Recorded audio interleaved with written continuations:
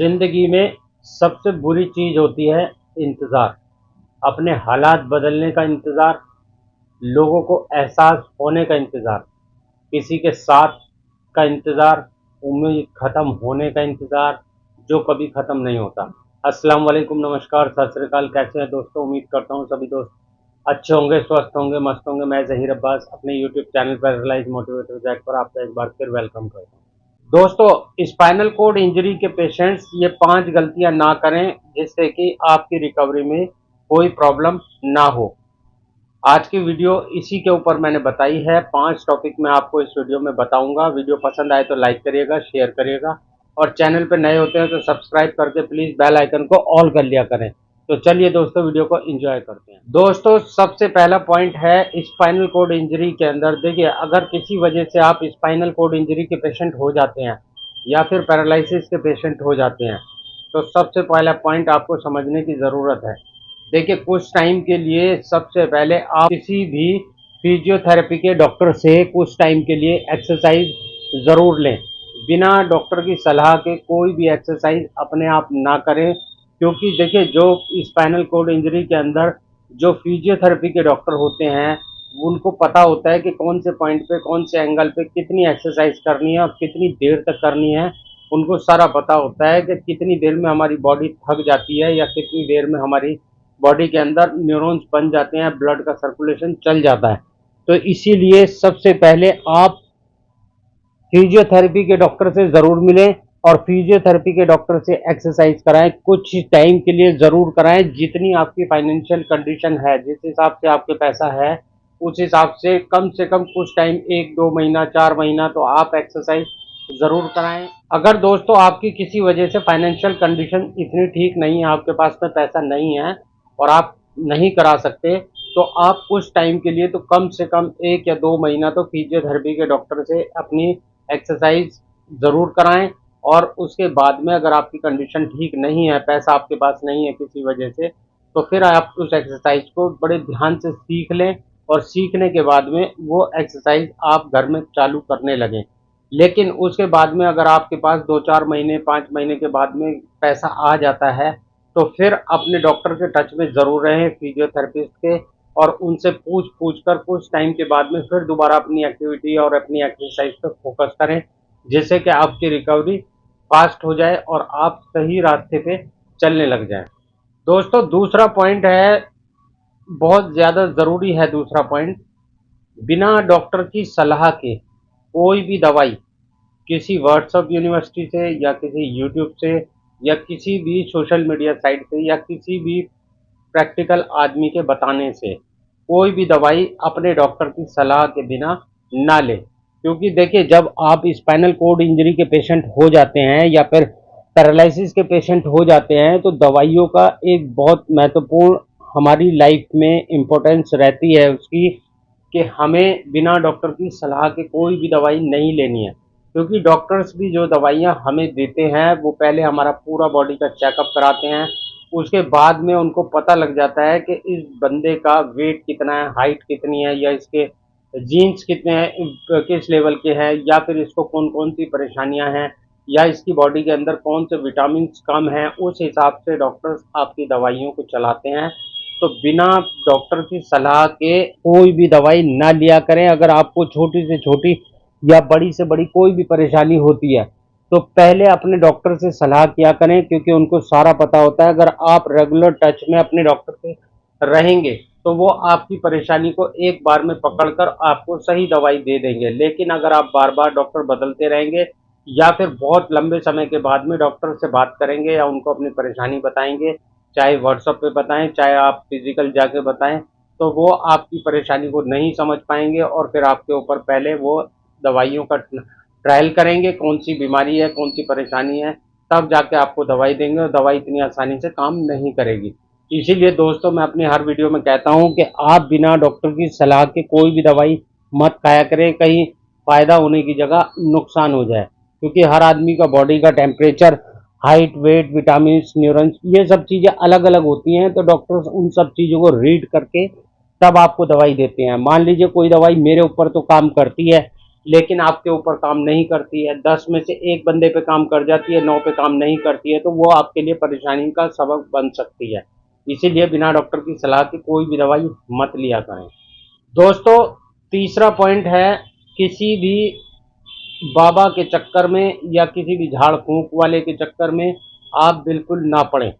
देखिए, spinal cord injury जो है एक बहुत बड़ी बीमारी है और एक बहुत बड़ी परेशानी है, जिसके अंदर बॉडी अपना सेंस खो देती है। ब्रेन प्रॉपर तरीके से काम करता है, लेकिन बॉडी की जो सेंसरी पावर है, मोटर पावर है, वो ब्रेन को सिग्नल नहीं भेजती है, जिसकी वजह से बॉडी काम करना बंद कर देती है। इंटरनल तो काम करती है, लेकिन विजिबल काम नहीं करती है। जैसे कि हम कोई पैर हिलाना चाहें तो हमारा पैर नहीं हिलता, या हम उठना चाहें तो उठ नहीं पाते हैं।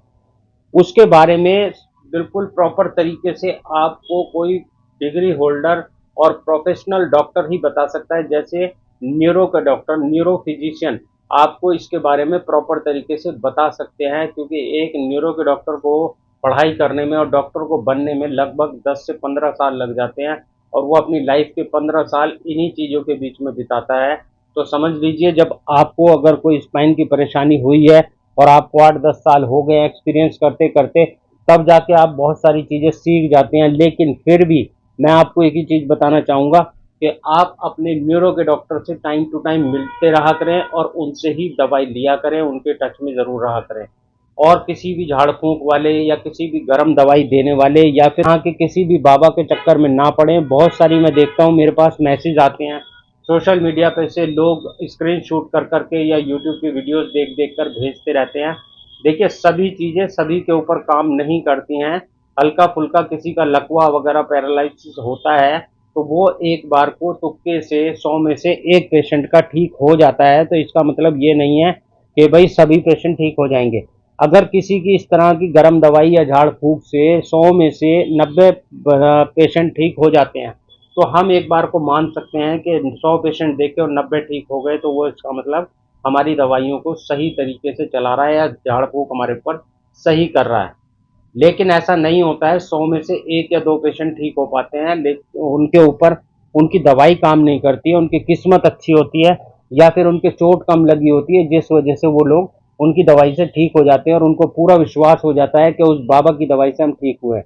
लेकिन मेरे पास इस तरह के भी मैसेज और कमेंट और फ़ोन आते हैं कि हम उस बाबा के पास गए, वो तो ठीक हो गया था और हम ठीक नहीं हो पाए। किसी को भी अपनी ज़िंदगी से खेलने का इस तरह का मौका ना दें, तभी आपके रास्ते आसान हो पाएंगे। आप पैसा खर्च करेंगे, कुछ टाइम के बाद में आप मायूस हो जाएंगे कि हमने इतना पैसा खर्च करा बाबाओं के चक्कर में, लेकिन हम फिर भी ठीक नहीं हो पाए। इन चीज़ों का पूरा ध्यान रखा जाए।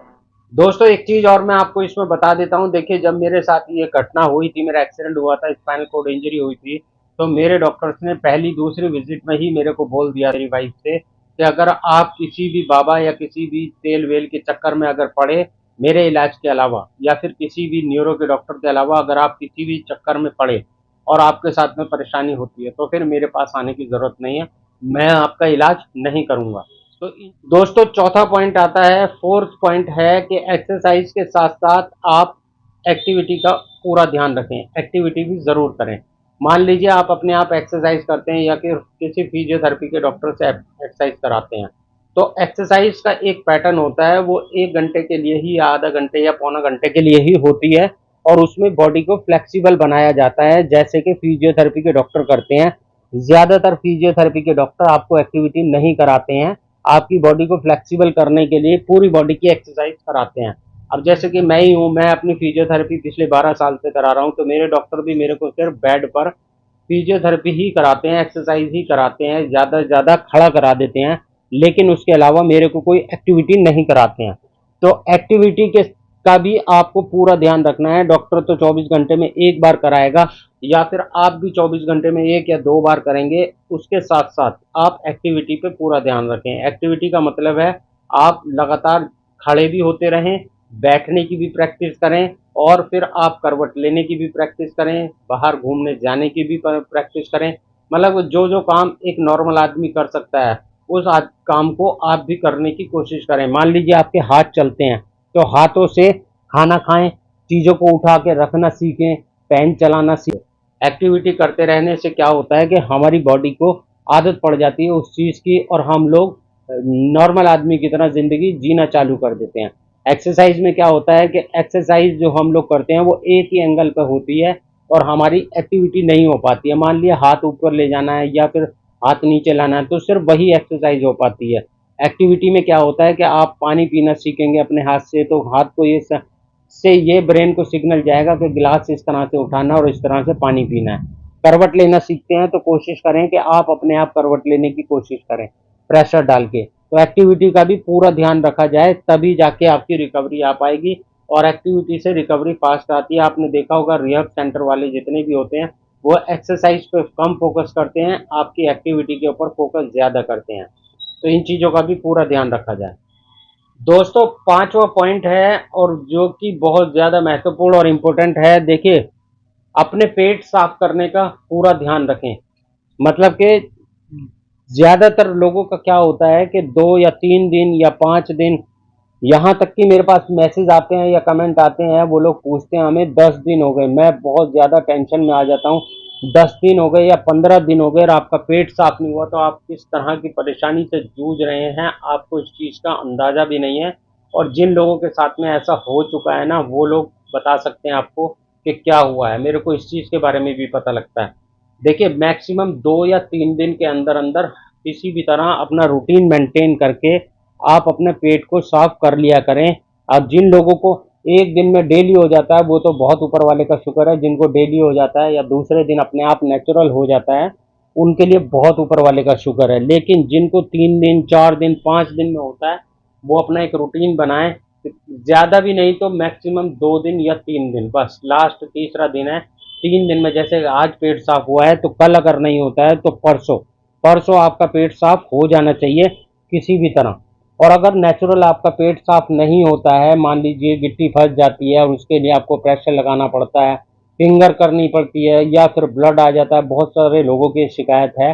तो आपके अगर ऐसे मोशन टाइट हो जाता है और आपको फिंगर करनी पड़ती है या ब्लड आता है, तो आप अपने डॉक्टर की सलाह से कोई भी लिक्विड लूज जो है मोशन को करने का इस्तेमाल करें और उसको समझें कि आपको अगर कोई भी लूज इस्तेमाल करते हैं जिसका काम होता है कि मोशन को पतला करना, और मोशन जिसकी वजह से बहुत ज़्यादा पतला हो जाता है, और पतला होने की वजह से कई बार ऐसा होता है मोशन 2 बार या दिन में 3 बार भी हो जाता है, तो आप पूरा दिन उसमें उलझे रहते हैं।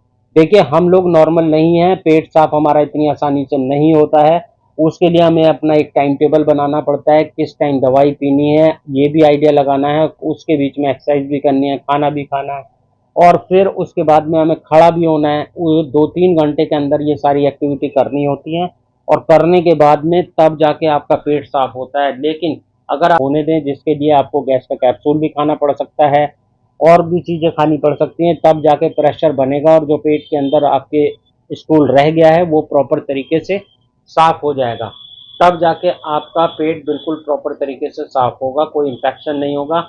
नहीं तो क्या होगा, अगर आप ऐसा नहीं करेंगे, हफ्ता हफ्ता 10-10 दिन या 4 दिन 5 दिन रोक के रखेंगे, तो दिक्कत क्या आएगी, पेट में आपके गुड़ियाँ जम जाएंगी, इन्फेक्शन हो जाएगा आंतों में, और फिर आपका ऑपरेशन करना पड़ेगा। बहुत सारी परेशानियां हो जाएंगी, मैं बता नहीं सकता। ऐसा लोग मुझे बताते हैं जिनके साथ में ऐसा हुआ है, और लाइफ टाइम की ये परेशानी बन जाएगी। तो इसलिए पेट साफ करने का भी पूरा ध्यान रखें, तब जाके आप अपनी लाइफ को नॉर्मल बना सकते हैं।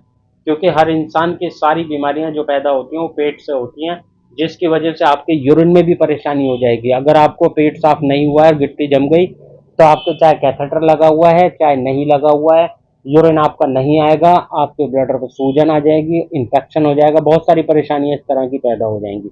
ये मैं अपना एक्सपीरियंस बता रहा हूँ। इन सब चीज़ों को करने से पहले अपने डॉक्टर से सलाह जरूर लिया करें, तब जाके ये काम किया करें। तो दोस्तों, उम्मीद करता हूँ आज की वीडियो आपको पसंद आई होगी, सारी बातें आपकी अच्छी तरह समझ में आई होंगी, वीडियो पूरी देखी होगी। अगर आपको पसंद आए तो लाइक करिएगा, शेयर करिएगा, और चैनल पर नए होते हैं तो सब्सक्राइब करके बेल आइकन को ऑल कर लिया करें, और एक अच्छा सा छोटा सा कमेंट कर दिया करें अगर आपकी कोई और सजेशन है जो सबके काम आ सकती है। ओके, बाय, अल्लाह हाफिज़।